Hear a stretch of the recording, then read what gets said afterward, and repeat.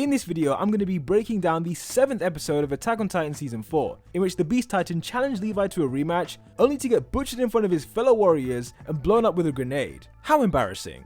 This video will explain everything that I thought was interesting about the episode, including the epic reveal of Armin's colossal titan, a very subtle throwback to Grisha's past, and of course Eren gaining the power of yet another titan shifter. This man is literally the all-for-one of Attack on Titan, the way he's collecting these powers one by one. Before we get into it, I do these reviews every week, so I'd really appreciate if you hit the sub button, and of course let me know how you rated the episode down below. I'll be giving my personal rating out of 10 at the end of the video, so be sure to stick around for that. Okay, so episode 7 was called Assault, which is an appropriate title considering the all-out war that occurred from start to finish. It picks up where we left off in the last episode, with the Jaw Titan about to be destroyed by the scouts. However, before they can shoot their thunder spears, Pieck arrives at just the right time. The Panzer unit wipe out several scouts with machine gun fire, but luckily not anyone we actually care about. At this time, Eren is just casually holding the crystal containing Lara Tiber, but she launches a surprise attack with the Warhammer Titan. The only thing saving Eren from certain death in this moment was the fact that he protected his neck with his hardened forearm, otherwise he truly would have been toast. This final attack used up the last of the Warhammer Titan's energy, as in the previous episode she exhausted herself by creating a ton of weapons, such as the hammer, the sword, obviously the crossbow, and who could forget this giant spiky pillar. With no energy left, the Warhammer Titan had nothing to give from this moment onwards, but the Beast Titan was nice enough to tag in for her during the opening scene. Unlike Pieck and Porco, who were trapped by that Marleyan soldier, Zeke was instead sent to the front gate, and it's still unclear why. We don't know if anything happened to him once he reached the gate, but on his arrival to the battlefield, Porco and most of the other soldiers were pretty happy to see him. Both Magath and the Cart Titan noticeably had nothing to say about Zeke's reappearance, but by now it's clear that they're both people who are observant and constantly questioning everything. Moving on, we finally got confirmation that Falco and Reiner are alive thanks to some quick thinking from the Vice Captain. Throughout this series, we've seen how Titans can partially manifest for a specific purpose, like when Eren needed to stop that cannonball, or even earlier in this episode when the partial Warhammer Titan made its final attack. Reiner did a similar thing to save Falco by manifesting a gross amount of fingers to protect him, something which we would never see in normal circumstances, and I personally hope we never see again. Whilst Falco was able to wake up, Reiner remained unconscious because his will to live at this moment is noticeably low. Without a strong will to live, Titan shifter injuries don't just heal themselves automatically, and because, Falco saw the Vice Captain begging Eren to kill him, he realizes why he hasn't woken up yet. As the scouts try to avoid machine gun fire and rocks being thrown at them, Mikasa finds a way through and attacks the Warhammer Titan with a thunder spear. The fact this has no effect on the crystal shows that it's virtually indestructible, and this is further proven when Eren bites the thing only for his freaking mouth to break. After biting the Titan crystal, Eren makes two realizations. Number one is that he can't destroy this thing by himself, and number two is that the Warhammer Titan is out of energy. He knows this because Lara Tiber is still connected to the Warhammer, but she made no attempt to pierce his nape as he went in to bite. With the attack Titan suspended in the air, Eren jumps out and manifests his third Titan of the battle, after the first one was decapitated and now the second one is just out of commission. Porco seems stressed out by everything that's going on, but Pieck reminds him that the battlefield is under Marley's control, as the scouts are in enemy territory with limited fuel. From Pieck's point of view, the scouts have no hope of escaping, but obviously what she doesn't know is that their escape plan was already being set up since the last episode.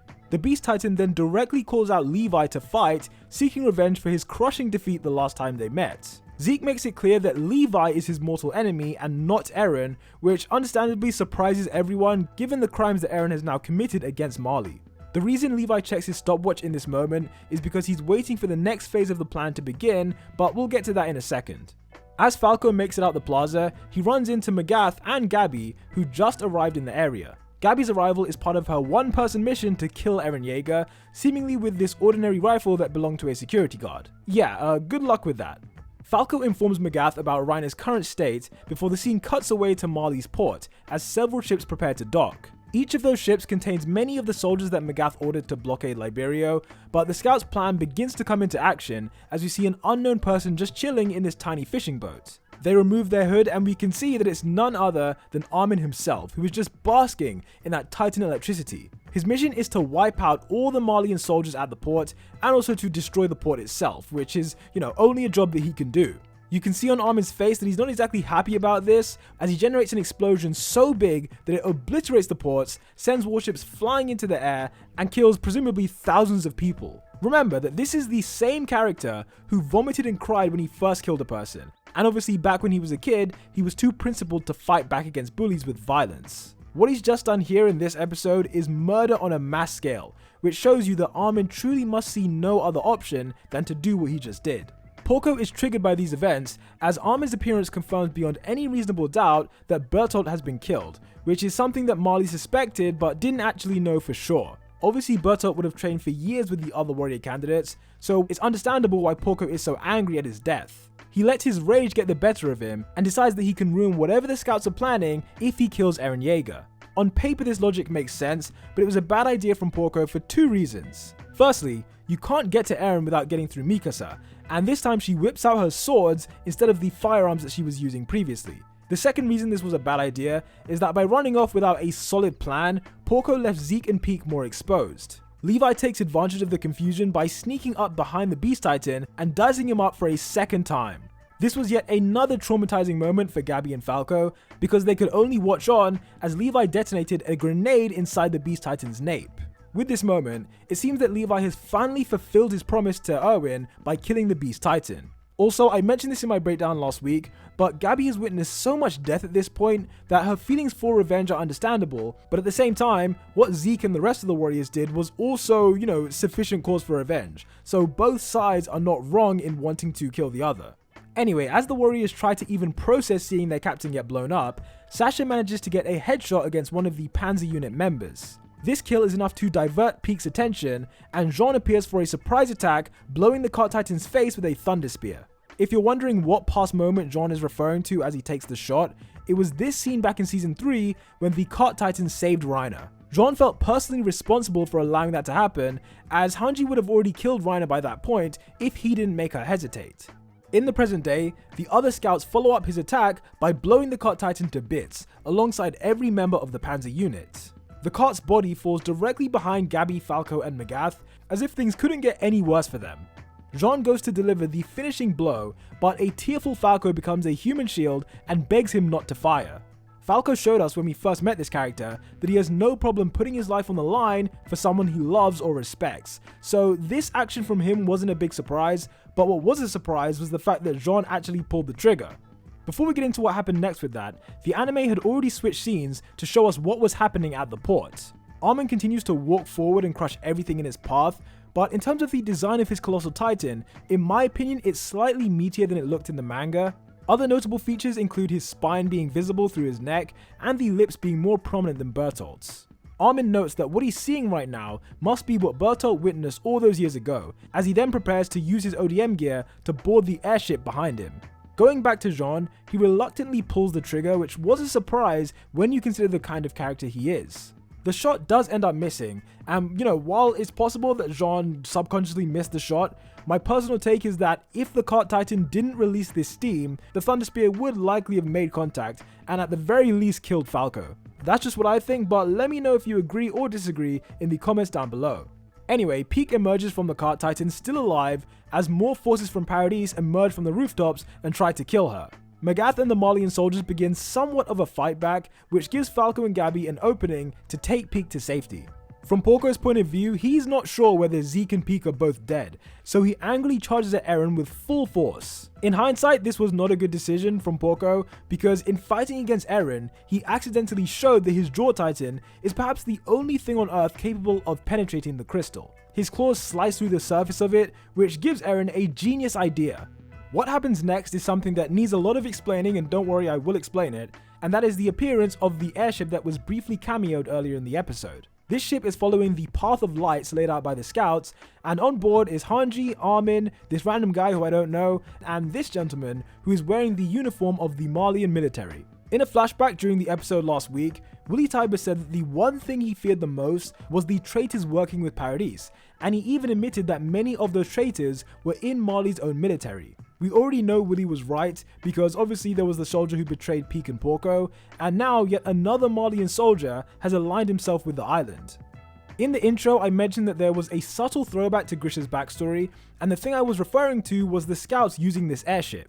During his childhood, Grisha's desire to see the airship is what inadvertently led to his sister's death, as they illegally left the segregated zone to go and see it. The manga shows us that Grisha thought that only rich people could ride these ships, and that Eldians would never get the chance because they would never be rich. That's why I thought it was kind of funny to see that in the present day, at least one Eldian that Grisha knows personally is able to fly the ship and fulfill that dream, even if it might be for the purposes of war. Anyway, the aim of their plan is to follow the lights and collect as many soldiers as they can along the way, especially Eren. Like, he's the main key. If they don't get him, then they're pretty much screwed. Using this ship was Armin's idea, and by destroying the port, there are now less soldiers available to shoot down the ship, but still, it was a risky strategy to use a flying aircraft. Porco makes a move to destroy it, but Mikasa anticipates that he would do this and slices off both his legs in the process. Eren then quickly takes advantage by catching the Jaw Titan by surprise and ripping off both his arms so he can't fight back. This is complete savagery from Eren and Mikasa, but you know what, it needs to be done because the Jaw Titan's claws are just way too dangerous to be kept on. Eren's genius plan then comes into action as he shoves the Warhammer crystal into Galliard's mouth, knowing the Jaw Titan has the power to destroy it. He lifts Porco up in this intense scene as the crystal gradually begins to crack until Lara Tybur's delicious blood falls into Eren's mouth. By consuming her spinal fluid, Eren has now stolen the power of the Warhammer Titan after centuries of it being within the Tybur family.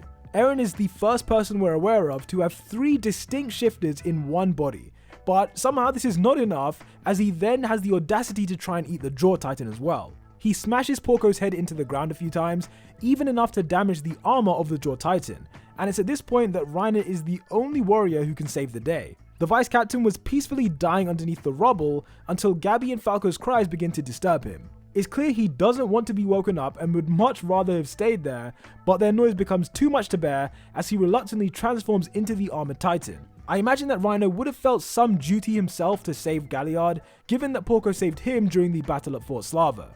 Episode 7 finished with Reiner getting up, and I gotta say I really enjoyed this episode a lot. Not only was it action-packed, but there were some good moments of character depth with Jean and Armin, as they kind of like wrestled with the ethics of how far they're willing to go to protect the people of Paradis. Eren gaining the power of yet another Titan was also incredibly epic, so I'm gonna give this episode a 9 out of 10 rating.